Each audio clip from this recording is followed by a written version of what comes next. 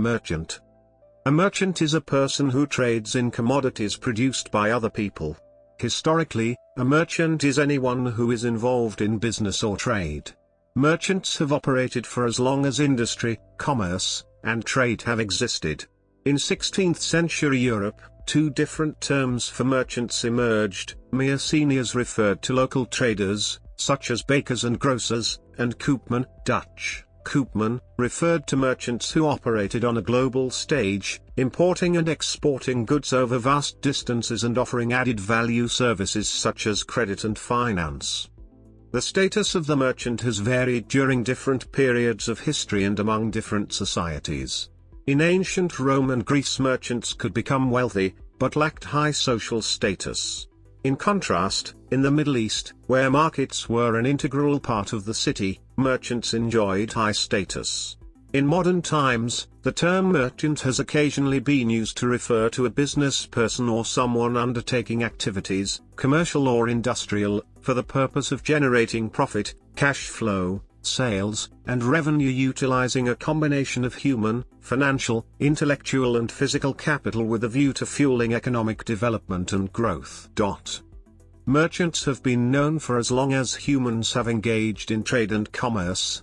Merchants and merchant networks operated in ancient Babylonia and Assyria, China, Egypt, Greece, India, Persia, Phoenicia, and Rome. During the European medieval period, a rapid expansion in trade and commerce led to the rise of a wealthy and powerful merchant class. The European Age of Discovery opened up new trading routes and gave European consumers access to a much broader range of goods. From the 1600s, goods began to travel much further distances as they found their way into geographically dispersed marketplaces. Following the opening of Asia to European trade and the discovery of the New World, merchants imported goods over very long distances: calico cloth from India, porcelain, silk and tea from China, spices from India and Southeast Asia, and tobacco, sugar, rum and coffee from the New World. By the 18th century, a new type of manufacturer merchant had started to emerge and modern business practices were becoming evident. Etymology and usage. The English term, merchant, comes from the Middle English, marchant, which itself originated from the Vulgar Latin mercatant or mercatans, formed from present participle of mercatare, to trade, to traffic or to deal in. The term refers to any type of reseller, but can also be used with a specific qualifier to suggest a person who deals in a given characteristic, such as speed merchant, which refer to someone who enjoys fast driving, noise merchant, which refers to a group of musical performers, dream merchant, which refers to someone who peddles idealistic visionary scenarios, merchant of war, which refers disparagingly to proponents of war. Elizabeth Hornig has argued that concepts relating to the role of a merchant began to change in the mid-16th century. The Dutch term, koopman, became rather more fluid during the 16th century when Antwerp was the most global market town in Europe. Two different terms, for a merchant, began to be used. Mercenaries referred to local merchants including bakers, grocers, sellers of dairy products and stall holders, while the alternate term, koopman, referred to those who traded in goods or credit on a large scale. This distinction was necessary to separate the daily trade that the general population understood from the rising ranks of traders who took up their places on a world stage and were seen as quite distant from everyday experience. Types of merchant.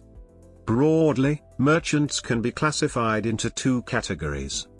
However, the term merchant is often used in a variety of specialized contexts, such as in merchant banker, merchant navy or merchant services. History. Merchants in antiquity. Merchants have existed as long as humans have conducted business, trade or commerce. A merchant class operated in many pre-modern societies. Open-air, public markets, where merchants and traders congregated, functioned in ancient Babylonia and Assyria, China, Egypt, Greece, India, Persia, Phoenicia, and Rome. These markets typically occupied a place in the town's center. Surrounding the market, Skilled artisans, such as metal workers and leather workers, occupied premises in alleyways that led to the open marketplace. These artisans may have sold wares directly from their premises, but also prepared goods for sale on market days. In ancient Greece, markets operated within the agora, open space, and in ancient Rome in the forum. Rome's forums included the Forum Romanum, the Forum Boarium and Trajan's Forum. The Forum Boarium, one of a series of 4 Vanalia or food markets, originated, as its name suggests, as a cattle market. Trajan's Forum was a vast expanse, comprising multiple buildings with shops on 4 levels. The Roman Forum was arguably the earliest example of a permanent retail shop front. In Antiquity, exchange involved direct selling through permanent or semi-permanent retail premises such as stallholders at marketplaces or shopkeepers selling from their own premises or through door-to-door direct sales via merchants or peddlers. The nature of direct selling centered around transactional exchange, where the goods were on open display, allowing buyers to evaluate quality directly through visual inspection. Relationships between merchant and consumer were minimal, often playing into public concerns about the quality of produce. The Phoenicians became well known amongst contemporaries as traders in purple, a reference to their monopoly over the purple dye extracted from the murex shell. The Phoenicians plied their ships across the Mediterranean, becoming a major trading power by the 9th century BCE. Phoenician merchant traders imported and exported wood, textiles, glass and produce such as wine, oil, dried fruit and nuts. Their trading necessitated a network of colonies along the Mediterranean coast, stretching from modern-day Crete through to Tangiers, in present-day Morocco, and northward to Sardinia. The Phoenicians not only traded in tangible goods, but were also instrumental in transporting the trappings of culture.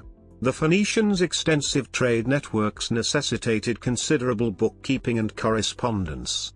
In around 1500 BCE, the Phoenicians developed a script which was much easier to learn than the pictographic systems used in ancient Egypt and Mesopotamia. Phoenician traders and merchants were largely responsible for spreading their alphabet around the region. Phoenician inscriptions have been found in archaeological sites at a number of former Phoenician cities and colonies around the Mediterranean, such as Byblos, in present-day Lebanon, and Carthage in North Africa. The social status of the merchant class varied across cultures, ranging from high status, the members even eventually achieving titles such as that of merchant prince or nabob, to low status, as in China, Greece and Roman cultures, owing to the presumed distastefulness of profiting from ear trade rather than from labor or the labor of others as in agriculture and craftsmanship. The Romans defined merchants or traders in a very narrow sense. Merchants were those who bought and sold goods, while landowners who sold their own produce were not classed as merchants. Being a landowner was a respectable occupation. On the other hand, the Romans did not consider the activities of merchants respectable. In the ancient cities of the Middle East, where the bazaar was the city's focal point and heartbeat, merchants who worked in bazaar were considered to be among the high-ranking members of the society. In medieval Western Europe, the Christian Church, which closely associated merchants' activities with the sin of usury, criticized the merchant class, strongly influencing attitudes towards them. In Greco-Roman society, merchants typically did not have high social status, though they may have enjoyed great wealth. Umbricius Scaurus, for example, was a manufacturer and trader of fish sauce, also known as garum, in Pompeii, circa 35 CE. His villa, situated in one of the wealthier districts of Pompeii, was very large and ornately decorated in a show of substantial personal wealth. Mosaic patterns in the floor of his atrium were decorated with images of amphorae bearing his personal brand and inscribed with quality claims. One of the inscriptions on the mosaic amphora reads Greflos SCO/Scori/Exofi/Nascau/Re, which translates as the flour of garum, made of the mackerel, a product of Scaurus, from the shop of Scaurus. Scaurus' fish sauce had a reputation for very high quality across the Mediterranean. Its fame traveled as far away as modern southern France. Other notable Roman merchants included Marcus Julius Alexander, 16 to 44 CE, Sergius Orator, FL. Circa 95 BCE, and Annius Blocomus, 1st century CE. In the Roman world, local merchants served the needs of the wealthier landowners, while the local peasantry, who were generally poor, relied on open-air marketplaces to buy and sell produce and wares. Major producers such as the great estates were sufficiently attractive for merchants to call directly at their farm gates. The very wealthy landowners managed their own distribution, which may have involved exporting. Markets were also important centers of social life, and merchants helped to spread news and gossip. The nature of export markets in antiquity is well documented in ancient sources and in archaeological case studies. Both Greek and Roman merchants engaged in long-distance trade. A Chinese text records that a Roman merchant named Lun reached southern China in 226 CE. Archaeologists have recovered Roman objects dating from the period 27 BCE to 37 CE from excavation sites as far afield as the Cushan and Indus ports. The Romans sold purple and yellow dyes, brass and iron. They acquired incense, balsam, expensive liquid myrrh and spices from the Near East and India, fine silk from China and fine white marble destined for the Roman wholesale market from Arabia. For Roman consumers, the purchase of goods from the East was a symbol of social prestige. Merchants in the medieval period. Medieval England and Europe witnessed a rapid expansion in trade and the rise of a wealthy and powerful merchant class. Blintiff has investigated the early medieval networks of market towns and suggests that by the 12th century there was an upsurge in the number of market towns and the emergence of merchant circuits as traders bulked up surpluses from smaller regional, different-day markets and resold them at the larger centralized market towns. Peddlers or itinerant merchants filled any gaps in the distribution system. From the 11th century, the Crusades helped to open up new trade routes in the Near East, while the adventurer and merchant, Marco Polo, stimulated interest in the Far East in the 12th and 13th centuries. Medieval merchants began to trade in exotic goods imported from distant shores including spices, wine, food, furs, fine cloth, notably silk, glass, jewelry and many other luxury goods. Market towns began to spread across the landscape during the medieval period. Merchant guilds began to form during the medieval period. A fraternity formed by the merchants of Tiel in Gelderland, in present-day Netherlands, in 1020 is believed to be the first example of a guild. The term guild was first used for Gilda Mercatoria and referred to body of merchants operating out of Saint-Omer, France in the 11th century. Similarly, London's Hansa was formed in the 12th century. These guilds controlled the way that trade was to be conducted and codified rules governing the conditions of trade. Rules established by merchant guilds were often incorporated into the charters granted to market towns. In the early 12th century, a confederation of merchant guilds formed out the German cities of Lübeck and Hamburg, known as the Hanseatic League, came to dominate trade around the Baltic Sea. By the 13th and 14th centuries, merchant guilds had sufficient resources to have erected guild halls in many major market towns. During the 13th century, European businesses became more permanent and were able to maintain sedentary merchants and a system of agents. Merchants specialized in financing, organization and transport while agents were domiciled overseas and acted on behalf of a principal. These arrangements first appeared on the route from Italy to the Levant, but by the end of the 13th century merchant colonies could be found from Paris, London, Bruges, Seville, Barcelona, and Montpellier. Over time these partnerships became more commonplace and led to the development of large trading companies. These developments also triggered innovations such as double-entry bookkeeping, commercial accountancy, international banking including access to lines of credit, marine insurance and commercial courier services. These developments are sometimes known as the Commercial Revolution. Luca Clerici has made a detailed study of Vicenza's food market during the 16th century. He found that there were many different types of merchants operating out of the markets. For example, in the dairy trade, cheese and butter was sold by the members of two craft guilds, i.e., cheesemongers who were shopkeepers, and that of the so-called resellers, hucksters selling a wide range of foodstuffs, and by other sellers who were not enrolled in any guild. Cheesemongers' shops were situated at the town hall and were very lucrative. Resellers and direct sellers increased the number of sellers, thus increasing competition, to the benefit of consumers. Direct sellers, who brought produce from the surrounding countryside, sold their wares through the central marketplace and priced their goods at considerably lower rates than cheesemongers. From 1300 through to the 1800s, a large number of European chartered and merchant companies were established to exploit international trading opportunities. The Company of Merchant Adventurers of London, chartered in 1407, controlled most of the fine cloth imports, while the Hanseatic League controlled most of the trade in the Baltic Sea. A detailed study of European trade between the 13th and 15th century demonstrates that the European Age of Discovery acted as a major driver of change. In 1600, goods traveled relatively short distances, grain 5 to 10 miles, cattle 40 to 70 miles, wool and woolen cloth 20 to 40 miles. However, in the years following the opening up of Asia and the discovery of the New World, goods were imported from very long distances: calico cloth from India, porcelain, silk and tea from China, spices from India and Southeast Asia, and tobacco, sugar, rum and coffee from the New World. In Mesoamerica, a tiered system of traders developed independently. The local markets, where people purchased their daily needs, were known as tianguis, while pochteca referred to long-distance, professional merchants, traders who obtained rare goods and luxury items desired by the nobility. This trading system supported various levels of pochteca, from very high-status merchants through to minor traders who acted as a type of peddler to fill in gaps in the distribution system.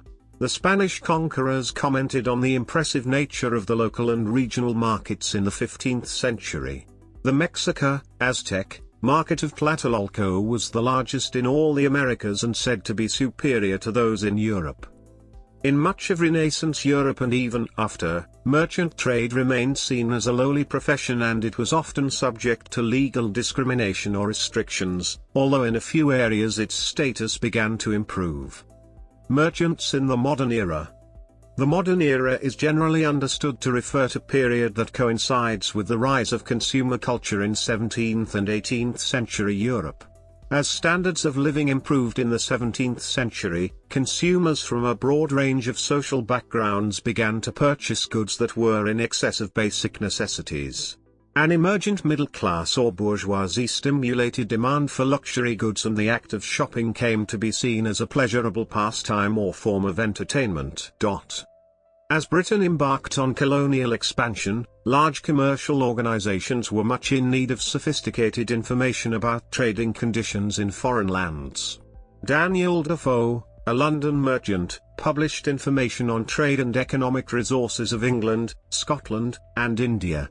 Defoe was a prolific pamphleteer, and among his many publications are titles devoted to trade, including Trade of Britain Stated, 1707, Trade of Scotland with France, 1713, The Trade to India Critically and Calmly Considered, 1720, and A Plan of the English Commerce, 1731, all pamphlets that were highly popular with contemporary merchants and business houses.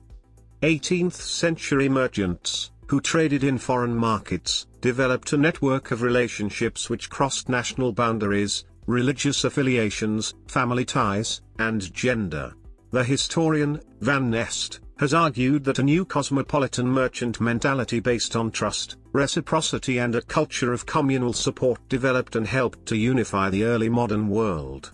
Given that these cosmopolitan merchants were embedded within their societies and participated in the highest level of exchange, they transferred a more outward-looking mindset and system of values to their commercial exchange transactions, and also helped to disseminate a more global awareness to broader society, and therefore acted as agents of change for local society.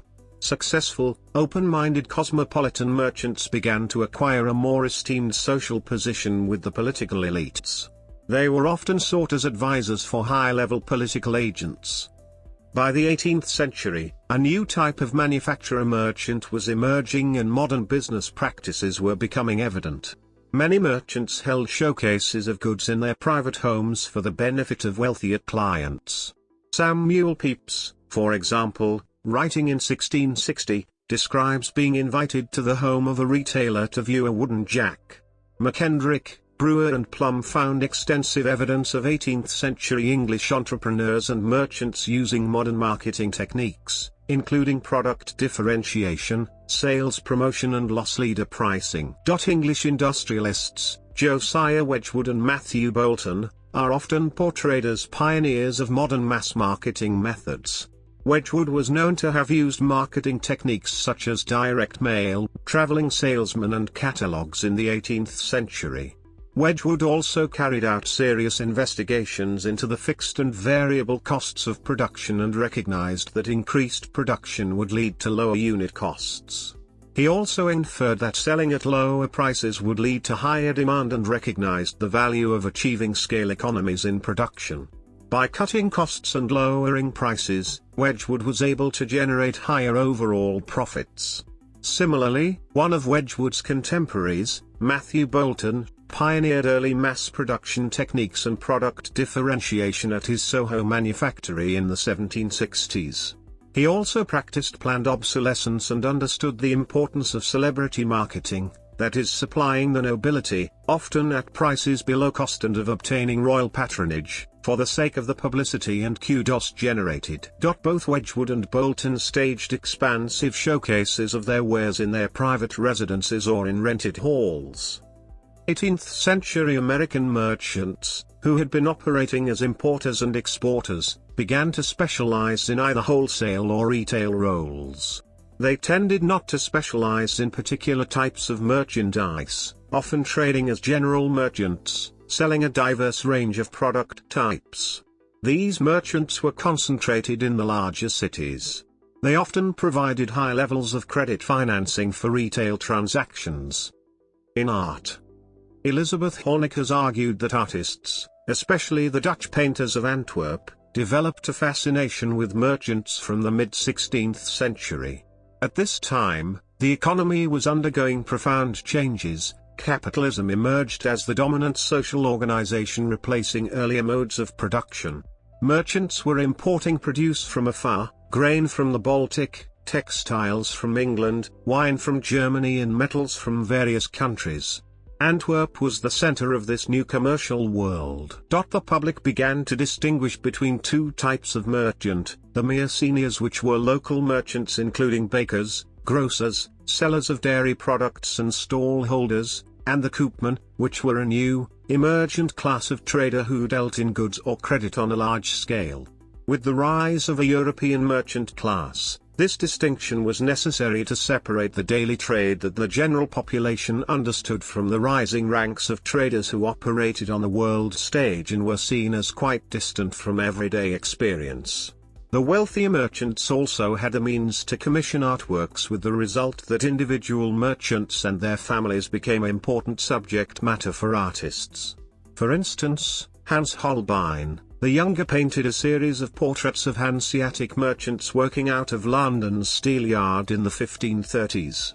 These including Georg Giese of Danzig, Hillebrand Way of Cologne, Dirk Tybes of Duisburg, Hans of Antwerp, Hermann Way, Johann Schwarzwald, Cyriacus Kale, Derek Bourne, and Derek Berk.